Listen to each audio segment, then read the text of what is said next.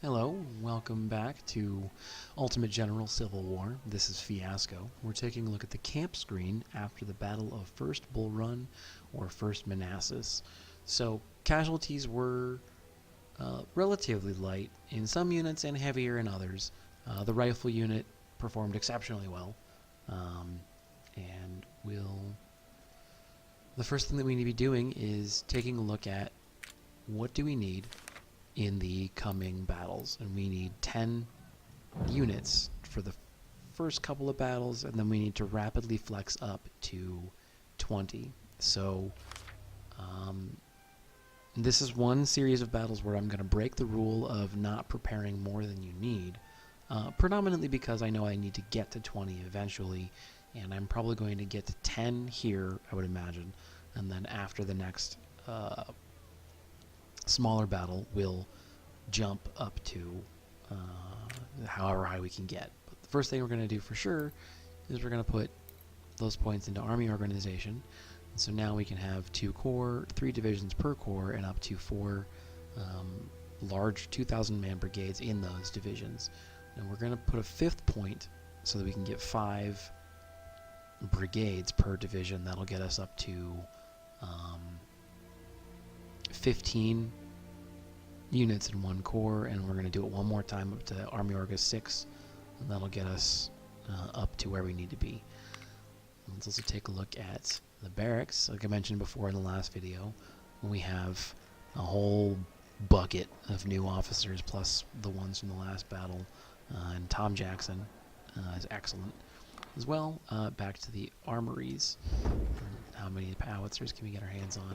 So there's enough to stand up a battery. We also captured a boatload of lighter howitzers.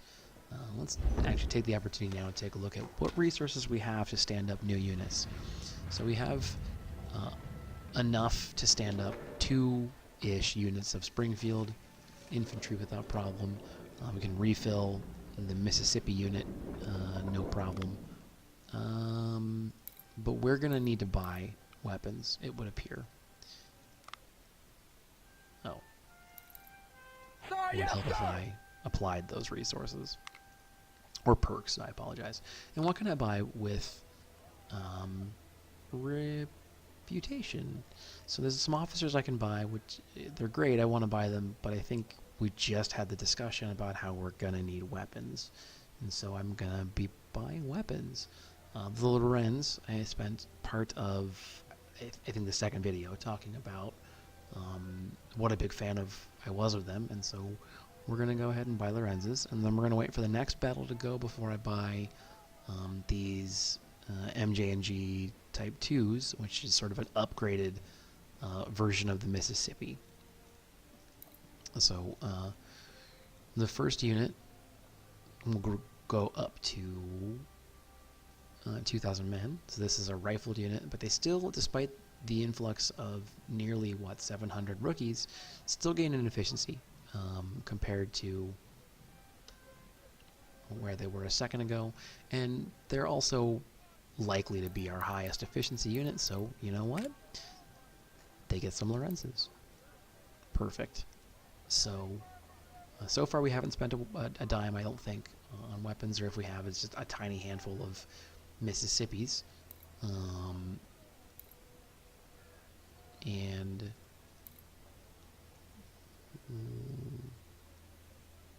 so there's a net loss here in efficiency from 32 to 31, but the unit was this large before. So you take a look, 34, jumping all the way, adding 500 new guys drops efficiency by 3, which makes sense. And we're going to be shuffling officers around too. Sir, yes, sir. But they're going to gain a new rifle. They're going to get a new rifle in the process. So now these guys, they shuffle down, and this is sort of how this works. Is as I acquire new weapon systems, I'm going to juggle them downward, essentially. So now our stock of Springfields has gone up quite a bit, and they're going to gain their first perk. And I am not a fan of the discipline perk. So the discipline perk boosts your morale, which is good for a unit's ability to last a significant period of time in melee. But we talked before about the my preference for the tactics perk, and you see here that the endurance course perk boosts their stamina, so their willingness or ability to walk long distances. It boosts their efficiency, but this one does too, so that's not really part of the equation. But it also increases the speed of the units by 10%, which I think is a huge, huge number. So now they're moving 15% faster. I did the math wrong earlier, I think. So they're obviously going to go ahead and take endurance, and that's pretty much my default choice in every instance. Now, what I'm doing when I look at increasing their numbers here is, do I lose the perk? And I don't. So even jumping from gaining 1,000 men to the unit, all bare rookies, they still go up in efficiency from 15 to 24.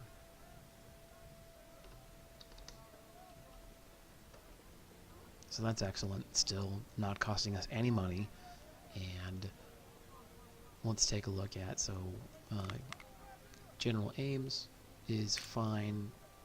Brigadier General Thomas Jackson is not meaningfully better than him. Actually, Ames is the better general. And then there's me. How do I stack up? Thomas Jackson's better than me, so Thomas Jackson becomes the 1st Division commander, and I will put myself in command of 2nd Division. Costs nothing to open it because we already have the officer. And let's take a look at some of our unit commanders. So Daryl Siegfried here is well, 1 experience point away from earning his full bird colonel, so to speak. And there's a couple of actual colonels that I could put in command. So I'm going to do that.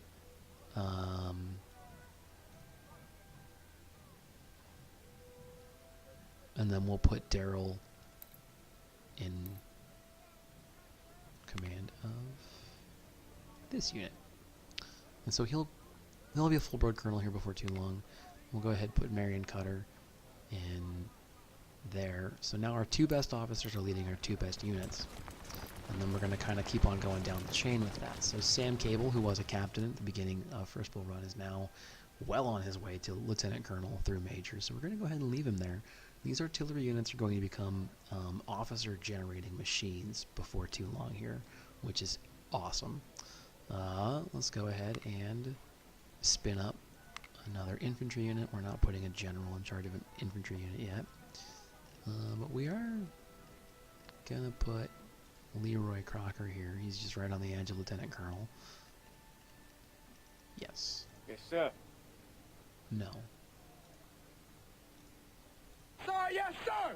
Lieutenant Colonel Walker, free unit. I already have the officer. 2nd verse, same as the 1st.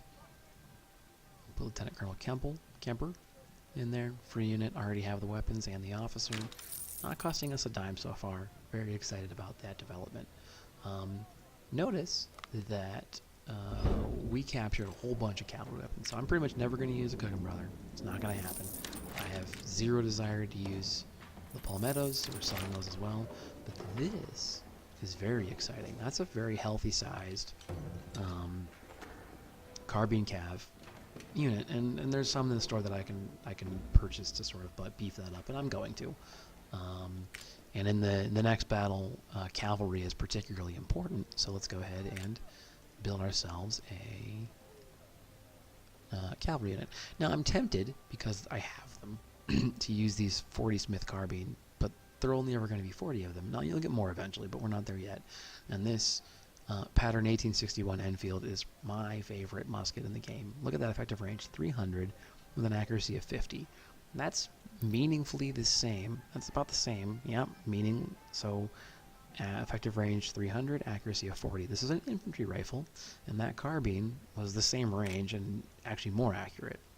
But we're going to go ahead and use what we've got. So we've got 193 of the 1855s, and we're going to buy some to fill out the unit. That's fine.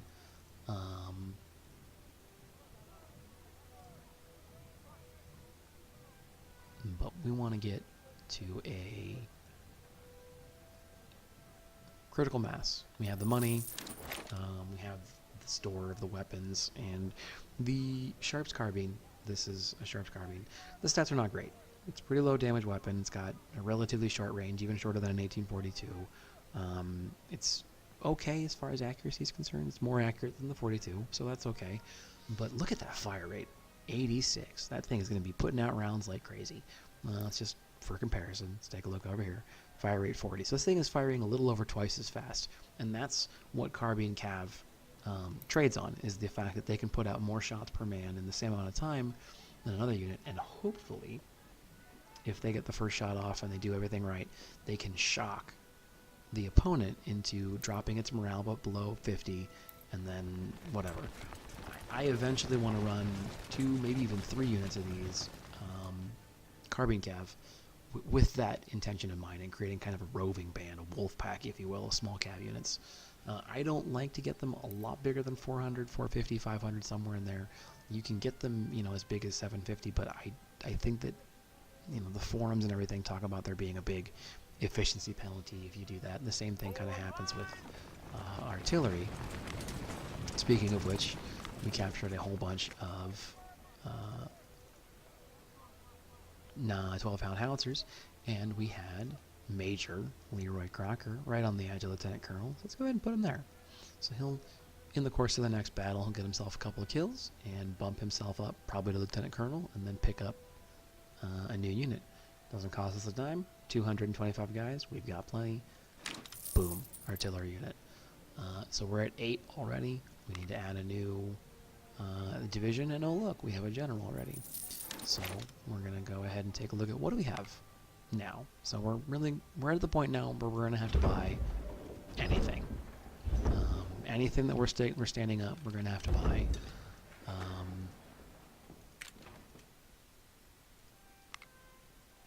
Yeah, we don't even have the reputation to take the hit were we so inclined, and I would be inclined in this instance to take the morale hit and get the infantry up to strength. So we're going to have to buy no matter what. And if that's the case, let's take a look at what is available for purchase relatively affordably. So there's a Lorenz, and again, we can afford it. There are 2,000 in stock. It's one of the best weapons in the game at this point in time in the game. And there's also the Enfield. This is a fantastic rifle as well. It's a British weapon, kind of snuck through via the blockade runners and whatnot. And it was ubiquitous on both sides of the war. We have enough to create a very small unit of Springfields that we could buy up, and I don't see the point that it's not effective yet. So let's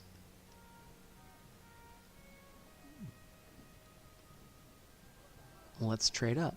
We're going to have to buy a weapon anyway, and I'm going to capture plenty of these, so I'm not buying those. So I'm going to buy something that's good.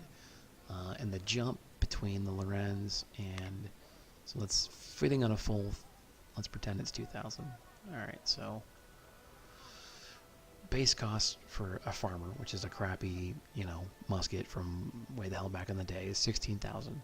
And that's the baseline. So let's take a look at its costs. 18 and change to give them the Springfields, but again, we're going to capture plenty of these. I have no intention of spending money on them if I have to. So the Mississippi, great weapon, 34,000. What's the jump? Another 10,000 to go to the Lorenzes, which is exactly what I'm going to do. We're going to do it on a good unit. The best units get the best weapons, right? So we're going to buy 2nd Infantry Lorenzes. And now we have 2 brigades with just super duper accurate weaponry I'm probably going to baby them a bit, but they're going to just get monster kills. So who is the next one down the line? 3rd Infantry, they get the Mississippis.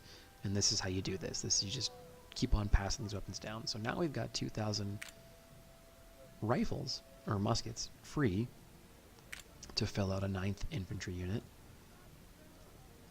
Wham, we already have the officers, so it doesn't cost us anything. We're still looking at $130,000 and 5,000 men, 5,500. So now we have enough of a force to go into the next battle. The question is, what do we bring? Let's also take a look at the officer corps. We can start buying these. I don't necessarily want to just yet. I think we got plenty of majors left over, so what do we buy? I think we've already got them 2, and there are 6 in the shop.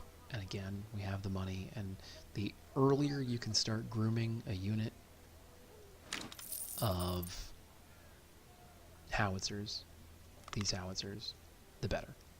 So we're going to do that. They're really game changers. So this is our force going forward. I'm going to go ahead and quickly name these units between now and the next video, but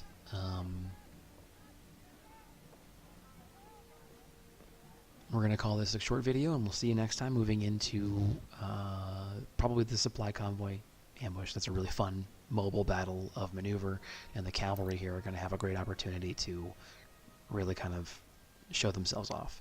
Until then, however, thanks for stopping by. This has been Fiasco playing Ultimate General Civil War.